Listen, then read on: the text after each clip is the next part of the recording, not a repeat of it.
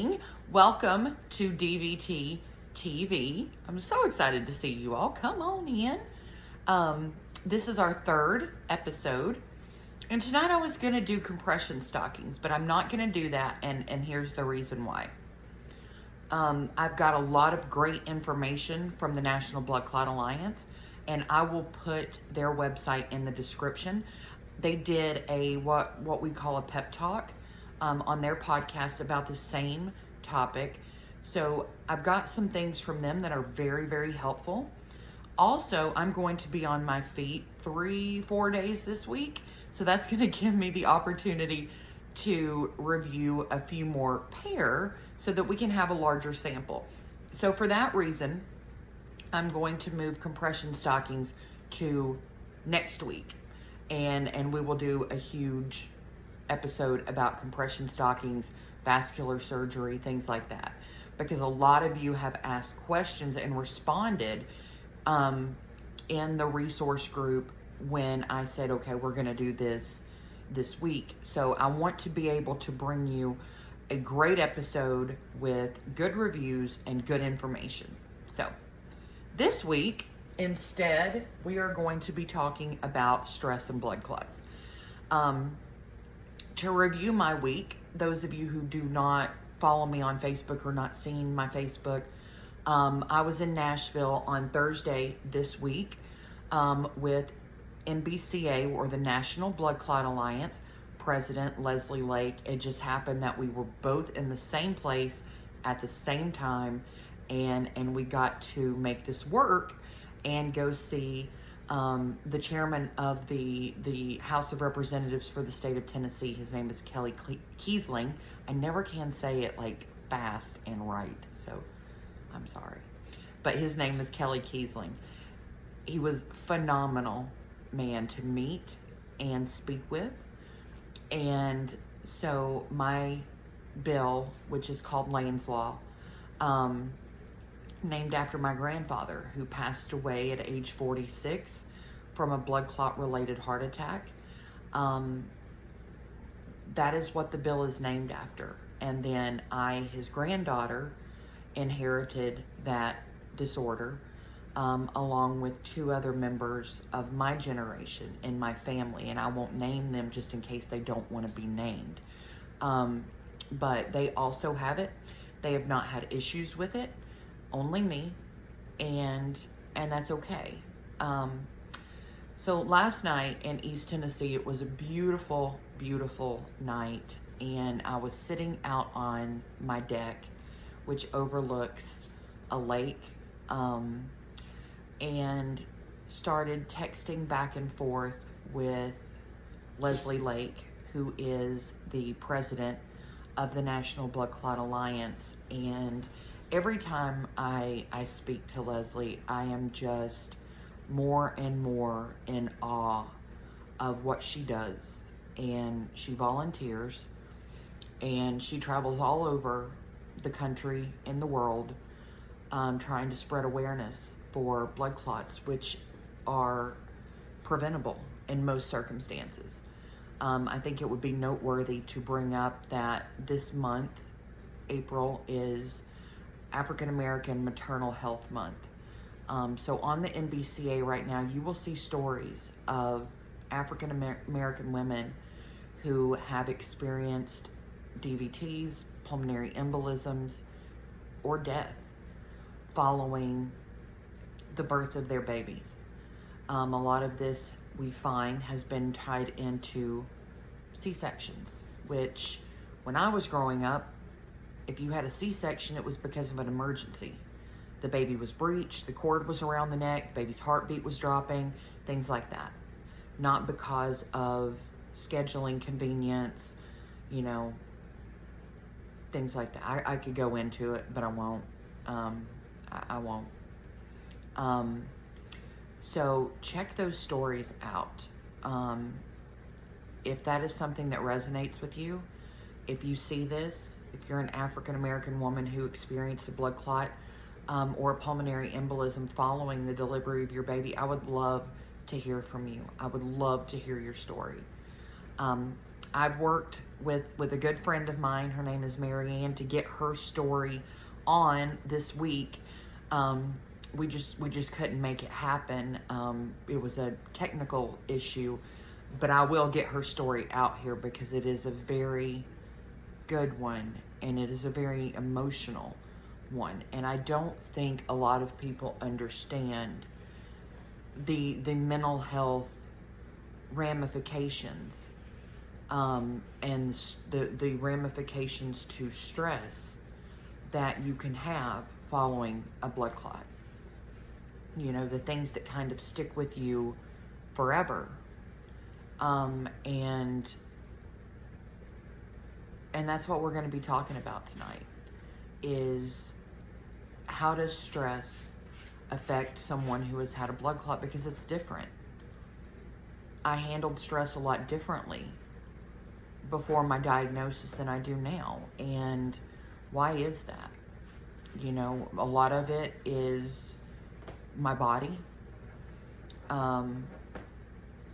And you can't process a lot of things that you used to be able to process without it affecting you in a much greater way. So, this episode number 3, is called What? All right. So, let's get into this. Let's get into stress and blood clots. So, I can just tell you from my experience that, you know, every one of us has stress, just depending on, you know, what you do, what your work is, you know, finances or home or whatever it is. All of us have stress and stressors. Something that I realized after my first DVT is that I could no longer process stress, worry, those kind of things, trauma, the same way that I used to. For instance, now when I am under a lot of stress, there are physical things that happen to me, such as I develop, I think this is probably the easiest one to show you, right here, right there. I develop blisters on my hands. Tiny little blisters. They itch and then they hurt. Kind of feels like shingles, because I have had shingles as well at 32. But they itch and they hurt, and they come out during periods of undue stress. And it doesn't happen very often. But the past month has been extremely stressful. It's been extremely great, but it's been extremely stressful. I posted a reel on my Facebook last night about the past 45 days of my life as an NBCA thromboambassador. And when I put it together and then I finally watched it, I got emotional, because I'm like, wow, we've done a lot in 45 days. We've done a ton of stuff. We've been to Washington. You know, Leslie and I went to Nashville. Things that I've done around my community, my parents' community, you know, and we've done a lot. But that I also have to remember that I'm one person. And Leslie summed that up wonderfully last night in saying that we are an army, and that when one of us gets tired, the rest of us pick each other up and we keep going. Because, you know, and I said to her, I said, the day that I just sit down and take a minute and just relax will be that moment that somebody comes up to me and hugs me and says, or emails me and says, calls me and says, I saw a video, I saw your Facebook, or I saw you speak, and I saw whatever.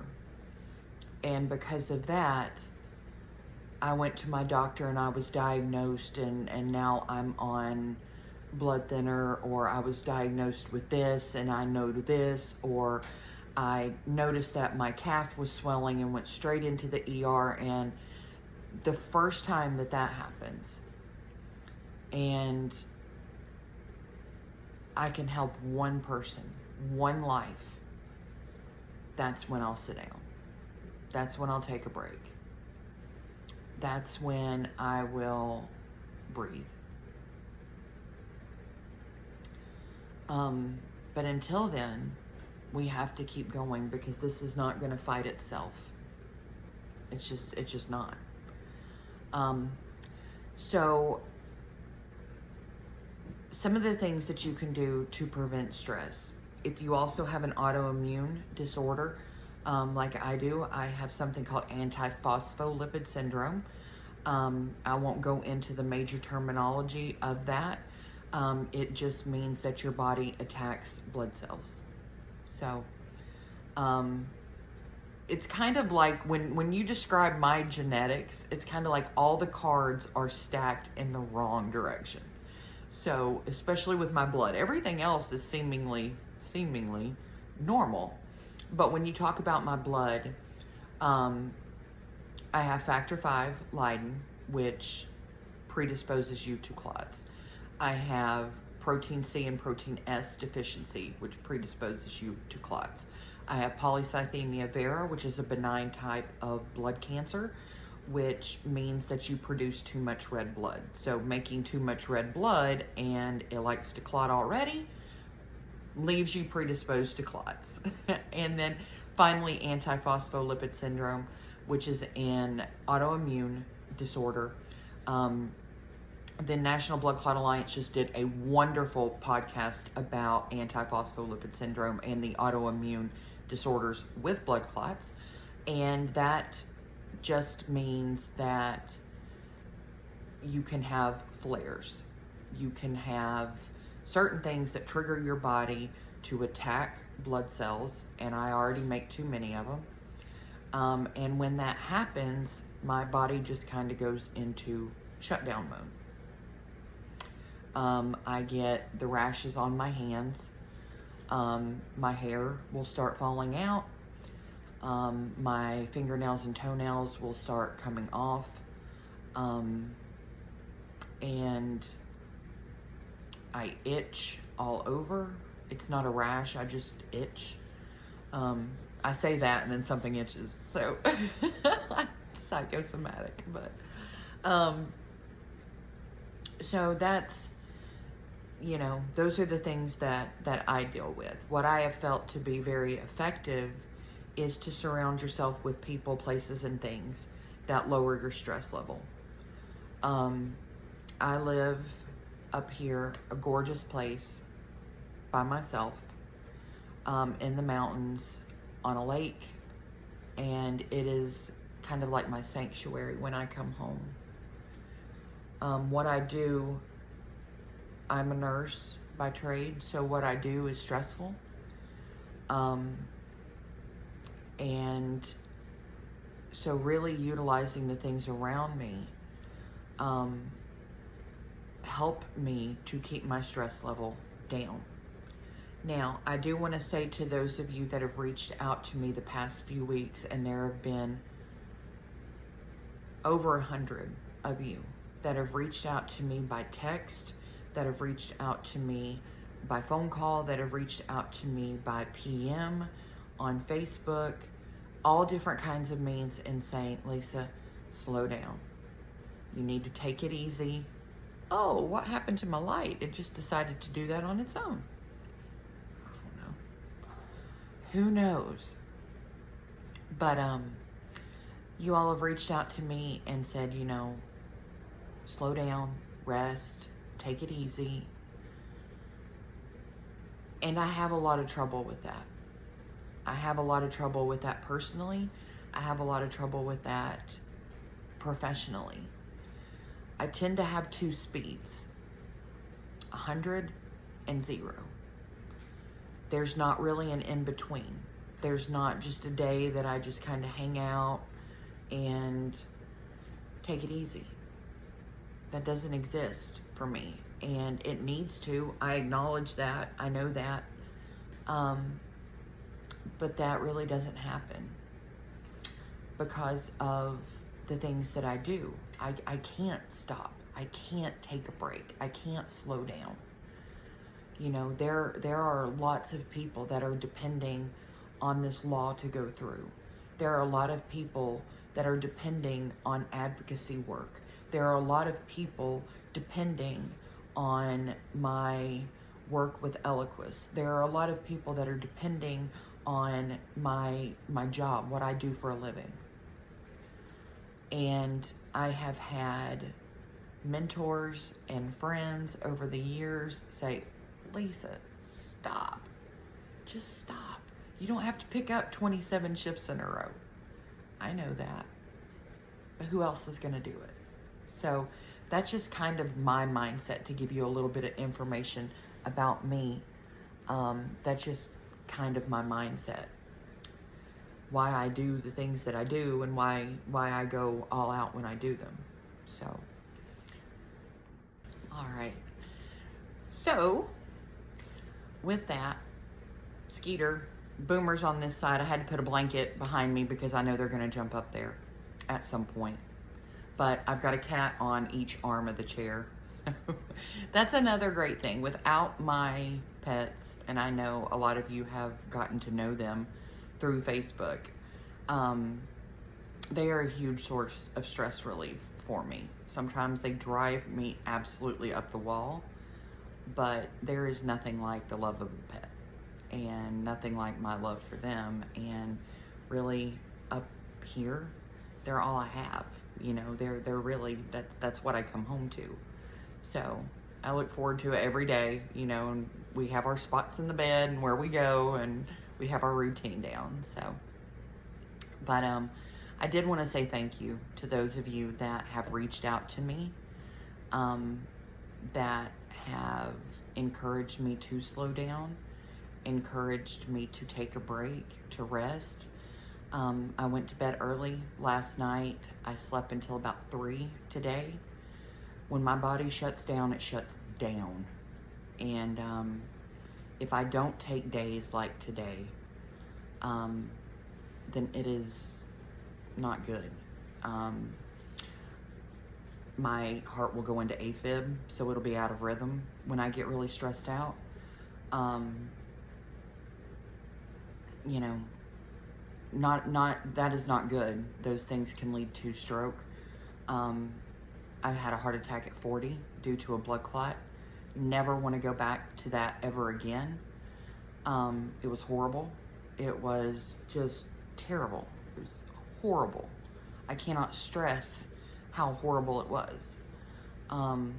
So, and not wanting to repeat things like that, you know, I do have to take days like today. Some of you may have seen the picture that I posted the other day when I just wasn't feeling good. So I spent a lot of the day after running around in the morning asleep, to really catch up, you know, and my body has to have days like that. I don't consider those lost days. I don't consider those failures. I consider that like you would put a Band-Aid on a cut. You know, having to take those days, and that's okay.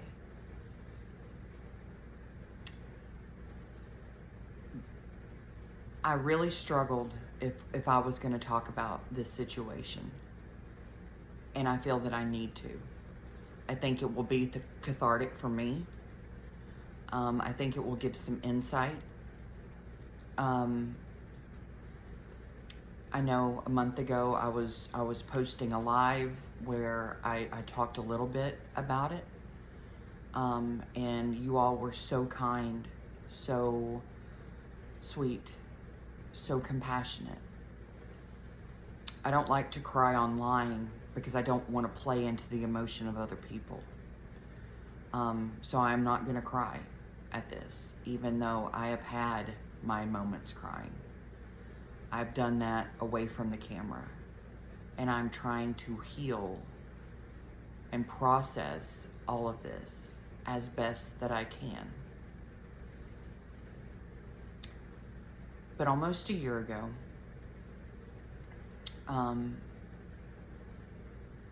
I became friends with someone that is very, very special to me.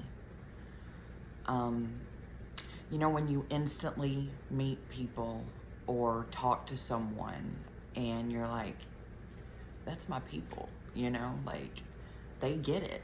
They understand, you know, they're fighting their own battle and they get it, you know, they just get it.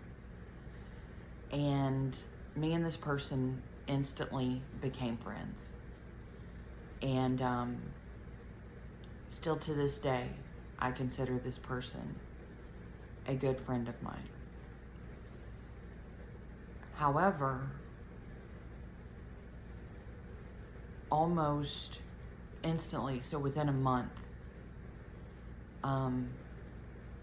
my old phone was getting hacked. I was having to shut down social media, switch passwords, shut down my email, switch passwords. Some of you may have noticed that I had to start some of my social media all over again. I was able to salvage my Facebook. I was able to salvage my ex, but I was not able to salvage TikTok or Instagram. I had to start those all over. And, you know, for a while, everything was okay.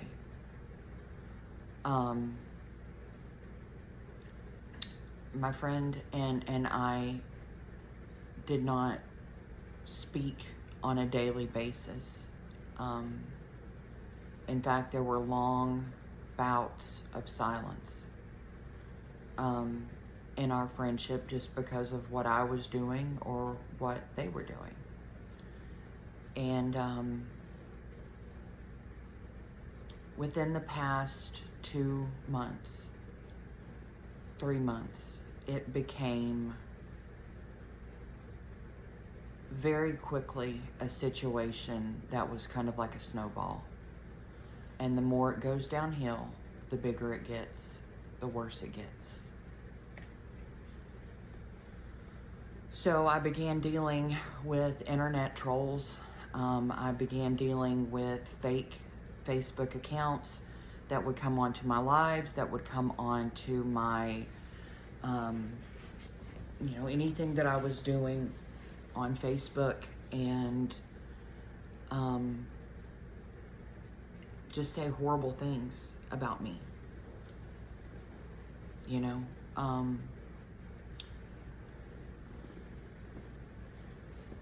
Reached out to people that I knew, saying horrible things about them, about me, all in an attempt to control the narrative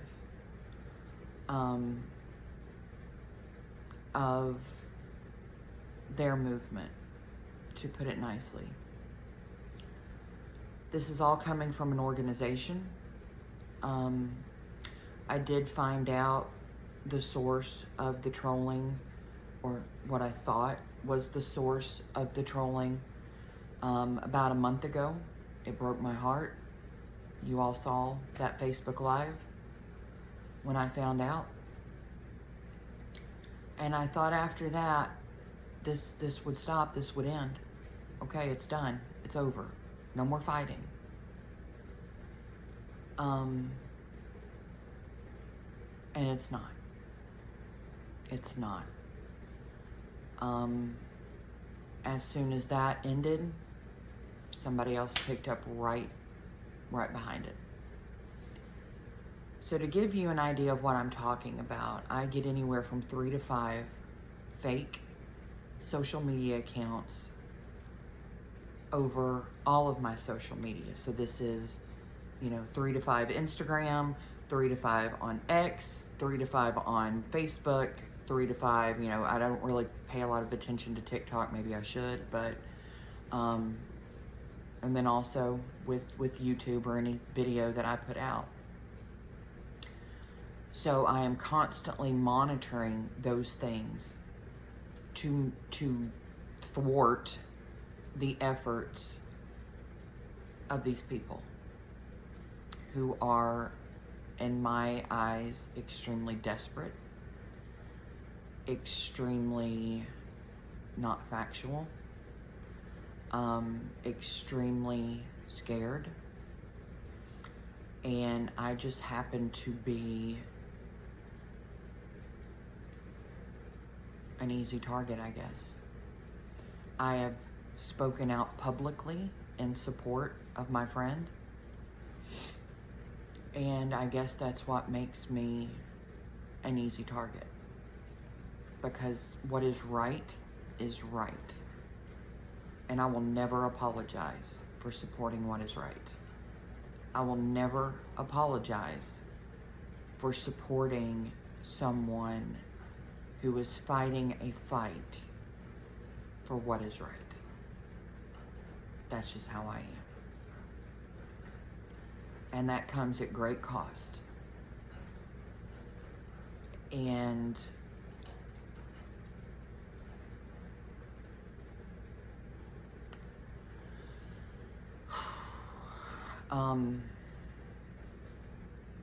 it is still going on, even to this day.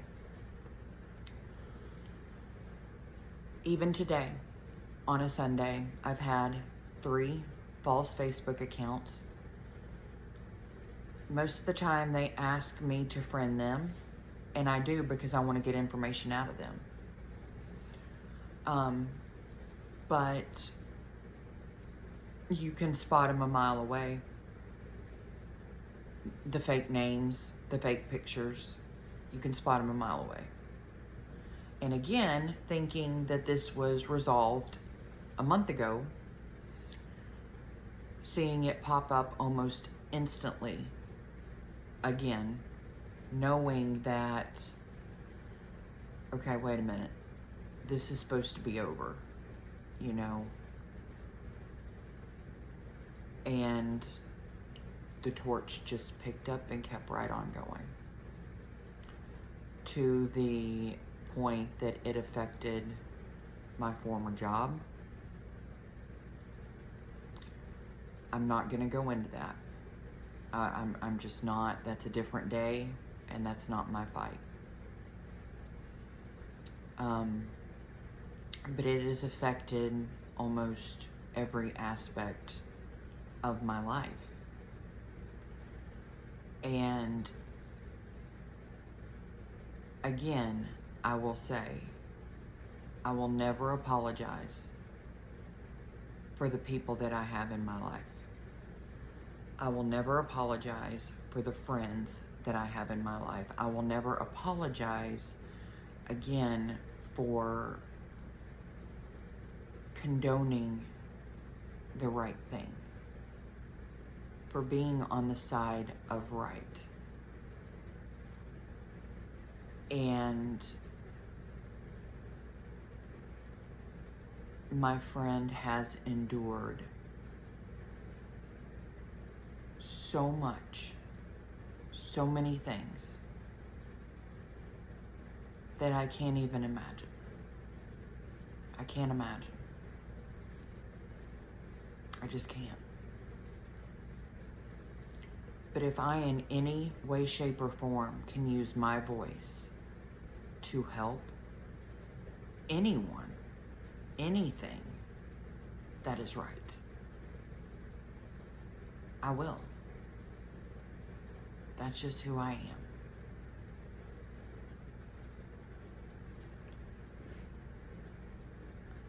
In the Bible, it says, what is right is not always popular, and what is popular is not always right. And I thought about that today before making this video. Should I say anything? Should I do anything? If I don't, then I need to resign myself to this life and this continuing to go on day after day after day after day. If I don't speak out, then it's no one's fault but mine for letting it continue. If I do speak out, be ready for the consequences. But I'm ready because I am done with all of this. I am done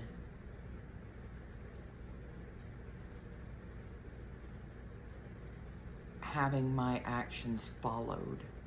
I am done having my social media surveillanced. I am done.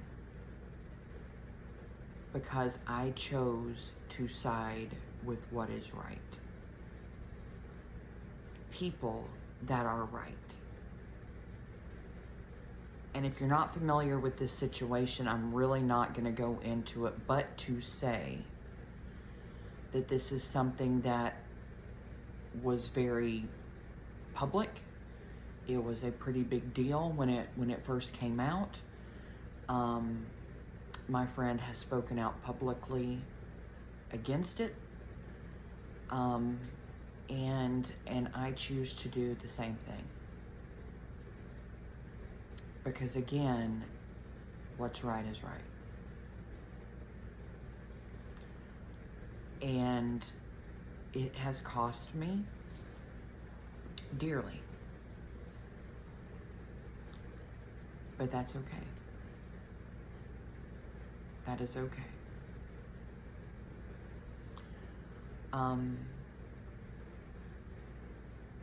What we obtain too cheaply, we esteem too lightly. So that's a quote from my dad, meaning nothing great was ever won without cost. And that it makes it that much more enjoyable, that much more important when you finally do conquer that hurdle. So I guess I wanted to talk about that tonight in tying stress and blood clots, because this has been a huge stressor in my life. Huge. A huge one. And it was not something that I went looking for. It was not something that I expected. It was not something that I wanted to happen. You know, it just did. And I will always support me and mine. You know, my friends, my family. I will support them. Always. They end up being right, great. They end up being wrong, I'll love them and keep going. But this has been a huge stressor in my life for a while. And so I felt the need to talk about it, just get it out, again, as a means of catharsis for me. And, you know,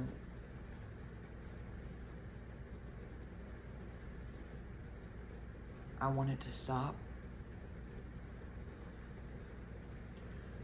If it does, great. If it doesn't, okay. But,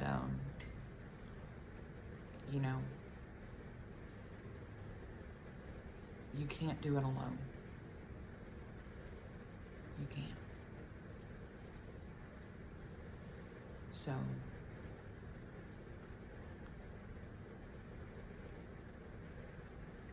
in getting back to stress, mental health, and blood clots, I'm going to be posting some things from the National Blood Clot Alliance along with this video that talk about dealing with mental health and blood clots. As I said in my first video, you will never go back to completely how you were before your diagnosis. You can get close. You'll be different. I mean, you might be better, but you'll never go back to that same person. You just won't. And that's okay. because that leaves room for growth. That leaves room for development. That leaves room for learning. We're all learning. You know, I have learned so much in my walk since I was 25 years old that I can't even begin to identify that girl. I don't know who she is. She's dead. She's gone. And but I feel like I'm much braver, wiser, tougher girl is in her place. Same body, whole different mentality. Skeeter's over here, so if y'all hear something rustling around, it's him. But I want to say thank you to each and every one of you. We will do compression stockings next week. I'm very excited about that. Knowing what I've got to do the next couple of days, I wanted to get a few more pair in there so we can do a really big episode about it. But I will be dropping some things about mental health and blood clots from the NBCA. www.stoptheclot.org will be in the description. That's the National Blood Clot National Blood Clot Alliance website. I speak too fast. So I love you guys so much, and I thank you for watching. Please ask me any questions. Come on my Facebook, join our support group, all kinds of stuff going on right now. But I love you, I love you, I love you. Good night.